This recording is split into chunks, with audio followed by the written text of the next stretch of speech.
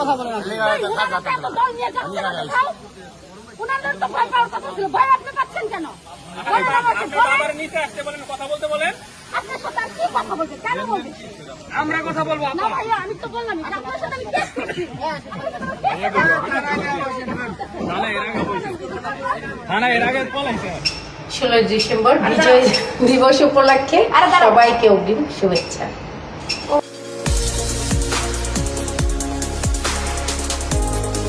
অপরাধ বিচিত্রা, দুর্নীতিমুক্ত বাংলাদেশ গড়ার লক্ষ্যে।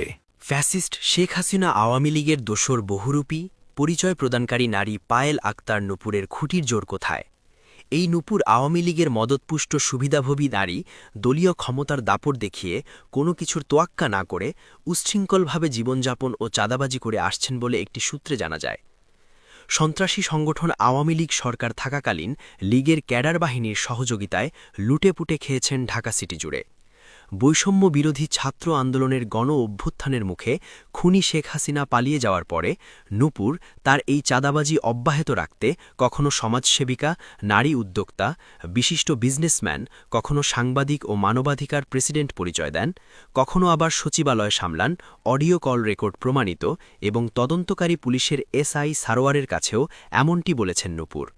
জুলাই যোদ্ধাদের সংগঠন এনসিপির নেত্রী, কখনো বিএনপির নেত্রী, আবার কখনো ডেস্টিনি কোম্পানির রাজনৈতিক সংগঠন আম জনগণের নেত্রী পরিচয় দিয়ে চাঁদাবাজি আর ক্ষমতা অটুট রেখেছেন।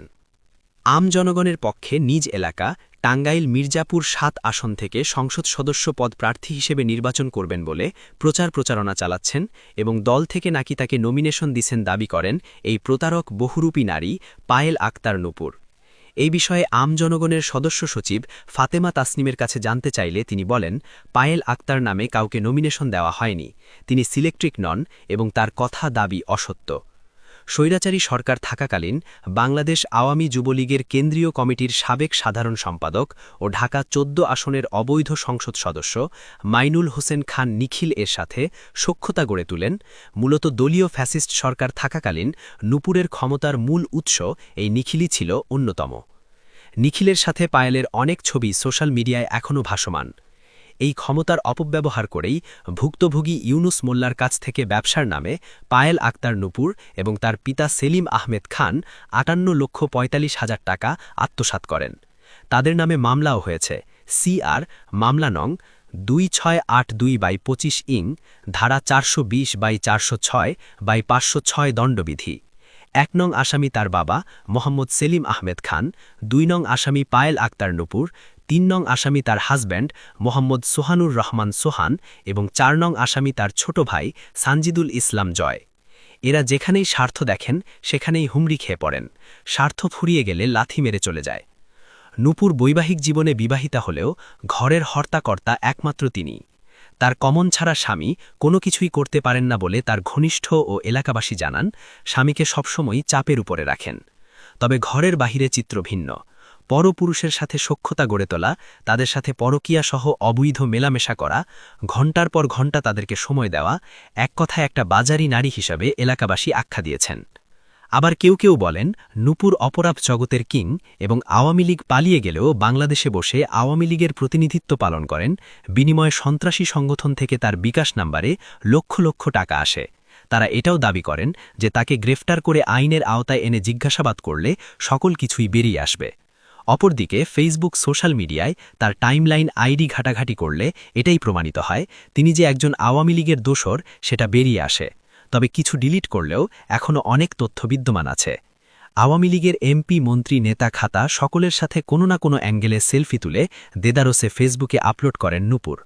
আওয়ামী যুবলীগের নেতা নিখিলের সাথে ছবি, আওয়ামী যুবলীগের যুব ও ক্রীড়ামন্ত্রী রাসেলের সাথে ছবি। বিএনপির নেতা, সহ যুব বিষয়ক সম্পাদক, জাতীয় নির্বাহী কমিটি এবং ঢাকা ৭ আসনের বর্তমান সংসদ সদস্য পদপ্রার্থী মীর নেওয়াজ আলী নেওয়াজের সাথে ছবি, এনসিপির নেতা নাহিদ ইসলাম এবং আসিফ মাহমুদের সাথেও ছবি, আম জনগণের নেতাদের সাথে ছবি ১৬ ডিসেম্বর ২৫ শ্রদ্ধা বিনিময় করতে দেখা যায় ও ফেসবুকে বিদ্যমান আছে। অর্থাৎ মানবাধিকার, সাংবাদিক, রাজনৈতিক, অন্যান্য সংস্থা বা কোম্পানির নেতাসহ ধান্দাবাজ, চাঁদাবাজ, গাঞ্জাখোর যারই যেখানে পায় সেখানেই তার সাথে একটি সেলফি তুলে ফেসবুকে প্রচার করে নিজেকে দাবি করেন, আমি একজন বিশিষ্ট নেত্রী, আমি অমুক দল করি, আমার ক্ষমতা এত এত। এই সব পরিচয়ের মূল উদ্দেশ্য হল তার অন্যায় ও প্রতারণা টিকিয়ে রাখার কৌশল। তার ফেসবুকে ঢুকলেই বঙ্গবন্ধু শেখ হাসিনার সম্বলিত ফটোকাট সহ বিভিন্ন রাজনৈতিক সংগঠনের নেতাকর্মীদের সাথে ফটোকাট এবং ভিডিও দেখা যায় হরেক রকমের। আওয়ামী লীগের পক্ষে নির্বাচন পরিচালনা করা সহ অঙ্গ সংগঠনের যত রকমের কাজ আছে নূপুর সেগুলি আঞ্জাম দিয়ে থাকেন, কিন্তু তিনি দাবি করেন আওয়ামী লীগের সাপোর্টার বা কোনো দায়িত্ব পালন করেননি। তবে তদন্তে বেরিয়ে আসে আওয়ামী লীগের অঙ্গ সংগঠন বঙ্গমাতা সাংস্কৃতিক জোট ঢাকা রূপনগর থানার প্রচার সম্পাদক ছিলেন বলে প্রমাণ পাওয়া যায়। তার পোস্টকৃত ফটোকাট এবং দলীয় কমিটির প্যাডের নাম আছে বলে আমাদের কাছে তথ্য আছে। শেখ হাসিনা জাতীয় যুব উন্নয়ন ইনস্টিটিউট পরিচয় কামিয়েছেন লক্ষ লক্ষ টাকা। নির্ভরযোগ্য সূত্রে পাওয়া যায় এই বহুরূপী নারী পায়েল আক্তারের বাবা সালিম আহমেদ খান একজন হতদরিদ্র পরিবারের সদস্য ছিলেন। দীর্ঘদিনের পরিচিতরা বলেন সেই জিরো থেকে ধান্দাবাজি চাঁদাবাজি ওপরে লক্ষ লক্ষ টাকা আত্মসাৎ করে হারাম টাকা দিয়ে ব্যবসা বাণিজ্য করে আজ তিনি আঙুল ফুলে কলাগাছ হয়েছেন। নূপুরও ঠিক বাবার থেকে খেলাফত নিয়ে বাবার শেখানো পথেই হাঁটছেন। বাপ বেটি মিলে মানুষের থেকে মিষ্টি মিষ্টি কথা বলে লক্ষ লক্ষ টাকা হাতিয়ে এনে ব্যবসার নামে গড়েছেন সম্পদের পাহাড়। নূপুরের কাছের লোকেরা জানান নূপুর এমন একটি মেয়ে যে নাকি অল্পের মাধ্যমে যে কোনো মানুষকে কথার জাদু দিয়ে ইনভাইট করতে পারেন। নূপুর দেখতে স্মার্ট, পরিষ্কার, সুন্দরী, সেটাই কাজে লাগিয়ে পুরুষের সাথে সখ্যতা গড়ে তোলেন। তার কথা কাজে নেই কোনো মিল, কথায় কথায় মিথ্যে কথা, মুহূর্তের ভিতর পোল্টিবাজি দিয়ে নিজের দোষ অন্যদের ঘাড়ে চাপিয়ে নিজেকে নির্দোষ দাবি করে রাবেয়া বসরিয়া বাঙালিয়া সুফি সাহেব সাজেন। গণ অভ্যুত্থানের পূর্বে স্বৈরাচারী শেখ হাসিনা সরকারে থাকাকালীন তার দুর্নীতি, হয়রানি, চাঁদাবাজির বিরুদ্ধে কোনো লোক কথা বলতে সাহস পায়নি। এই নারী এত বড়ই ভয়ঙ্কর যে কেবলমাত্র ভুক্তভোগী ছাড়া কেই বুঝবে না, অথচ তাকে দেখলে মনে হবে যে তিনি একজন সাধারণ মানুষ, কিছুই জানে না, নরম, ভদ্র, সহজ সরল একটি নারী। কিন্তু তাকে যারা একবার দেখছেন তারাই বুঝবে যে তিনি আসলে কত ভয়ঙ্কর একজন নারী। বাটপার, পতিতা ও চাঁদাবাজদের খোলস পাল্টাতে বেশি সময় লাগে না। তাদের অপকর্ম জারি রাখতে, সব সরকার আমলেই তাদের ক্ষমতা অটুট রাখতে বহুরূপে রূপ ধারণ করতে হয়। তারই জ্বলন্ত প্রমাণ নূপুর। যে দলই আসুক না কেন, চাটুকারিতা করার জন্য তাদের সাথেই সখ্যতা গড়ে তোলেন। বৈষম্য বিরোধী ছাত্র আন্দোলনের গণ অভ্যুত্থানের মুখে ফ্যাসিস্ট স্বৈরাচারী শেখ হাসিনা ভারত পালানোর পরে কিছুদিনের জন্য ক্ষমতা হারিয়ে ফেললেও কলে কৌশলে দেশে থাকা বিভিন্ন সংগঠনের চাটুকারী নেতাদের সাথে সখ্যতা তৈরি করে আবার পূর্ণরূপে ক্ষমতা অর্জন করেন। বহুরূপী এই বাজারি নারী পায়েল আক্তার নূপুর মিরপুর ১ ৮২ নং দোকান মাজার কোঅপারেটিভ মার্কেটের ৩য় তলায় বরকনে নামে একটি ব্যবসা প্রতিষ্ঠান গড়ে তোলেন। আওয়ামী লীগ ক্ষমতায় থাকাকালীন বেশ রমরমা ধুমধামে ব্যবসা চলছিল, কিন্তু গণ অভ্যুত্থানের পর নূপুর ৩ থেকে ৪ মাস আত্মগোপনে ছিলেন। পরবর্তীতে তার ব্যবসা বাণিজ্য একদম বন্ধ হয়ে যায়, দোকান ছেড়ে দিতে বাধ্য হন। কারণ ক্ষমতার বড়াই আর ধাপ্পাবাজি, চাঁদাবাজি কতদিন চলে? আসামি পায়েল আক্তার নূপুর বাবা সালিম আহমেদ খানের চাঁদাবাজি, প্রতারণা সহ টাকা আত্মসাৎ করার অভিযোগ নিয়ে জাতীয় ভেজাল প্রতিরোধ ফাউন্ডেশনের চেয়ারম্যান ও অপরাধ বিচিত্রা পত্রিকার সম্পাদক বরাবর ভুক্তভোগী হাজি ইউনুস মোল্লা একটি লিখিত অভিযোগ করেন। বাদীর অভিযোগের ভিত্তিতে তাদের বিরুদ্ধে অভিযোগের সত্যতা জানার জন্য অভিযুক্তকারী পায়েল আক্তার নূপুরের পার্সোনাল কন্ট্যাক্ট 0193505054 নম্বরে ফোন দিয়ে তার বক্তব্য জানতে চাইলে সে নিজেকে বিশাল রাজনীতিবিদ, নারীনেত্রী, সাংবাদিক, মানবাধিকার প্রেসিডেন্ট এবং বড় পাওয়ারফুল ক্ষমতাধর দাবি করে বলেন, আপনি আমাকে চেনেন? আমি একজন মানবাধিকারের প্রেসিডেন্ট। আপনি কে? আপনাকে কেন আমার তথ্য দিতে হবে? এই কথা বলে সাংবাদিককে উল্টো ভয়, ভীতি ও হুমকি প্রদান করেন। তাকে জিজ্ঞাসা করা হলো, আপনি কোন পত্রিকার সাংবাদিক এবং কোন সংগঠনের মানবাধিকার কর্মী? এই প্রশ্ন করার সাথে সাথে আরও আগুন বর্ষের মতন রেগে যায়। তখন কথার আওয়াজ ছিল সর্বোচ্চ হাই বাসের গলায়। প্রশ্নের অ্যান্সার না দিয়ে উল্টো বলেন, আপনাকে কেন বলতে হবে?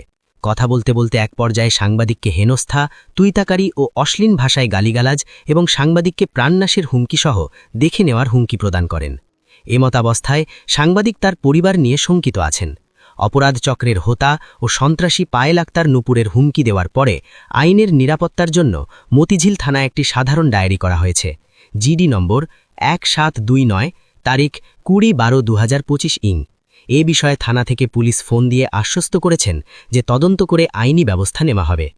পায়েল আক্তার নূপুরকে প্রশ্ন করা হয়েছিল, আপনি এত উচ্চস্বরে উচ্চবাচ্য কথা বলেন কোন খুঁটির জোরে? অ্যান্সার তিনি না করলেও পরবর্তীতে তদন্ত করতে গিয়ে খুঁটির প্রমাণ মিলেছে। প্রথম খুঁটির জোর তার মামাতো ভাই আর্মির ক্যাপ্টেন রিফাত, দ্বিতীয় খুঁটির জোর তার আঙ্কেল পুলিশের অ্যাডিশনাল আইজি দেলোয়ার হোসেন, তৃতীয় খুঁটির জোর আইনি সহায়তা কেন্দ্র আস্ক ও মানবাধিকার ফাউন্ডেশনের চেয়ারম্যান শামসুল আলম। পরবর্তীতে প্রতিবেদনে বিস্তারিত আলোচনা করা হবে। নূপুর এবং তার বাবার অভিযোগের বিষয়ে অনুসন্ধান অব্যাহত আছে। ধারাবাহিক সিরিজ নিউজ হবে। চোখ রাখুন অপরাধ বিচিত্রার প্রিন্ট অ্যান্ড মাল্টিমিডিয়ায়।